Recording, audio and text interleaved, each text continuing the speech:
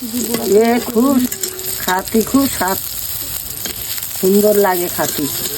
আপনারা তো অনেকে বড় কাঁকড়া চেনেন, এগুলো ছোট কাঁকড়া।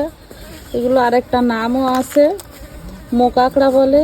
বড় কাঁকড়াগুলো জলের নিচে থাকে আর এগুলো জলের উপরে ভেসে থাকে। জোয়ারের সময় এগুলো পাওয়া যায়, লবণ এলাকায় বেশি পাওয়া যায়। এগুলো ঘেরের থেকে নিয়ে আসছিল, এই যে তারপরে গরম জল দিয়ে এগুলো মারা হয়েছে। আর আমার দিদি এখন কাঁকড়া থেকে শ্বাসটা বাইর করে নিচ্ছে, বড়া তৈরি করা হবে। আর একটা দেখাই আপনাদেরকে, এই যে সুস্বাদু এবং অনেক মজা, আপনারা না খেলে বুঝতেই পারবেন না।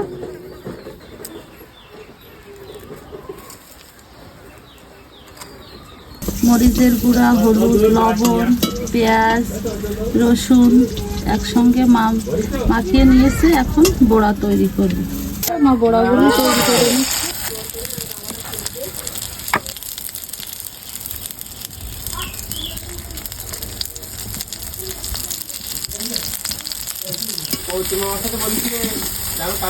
কাঁকড়ার বড়া খাওয়ার জন্য রেডি।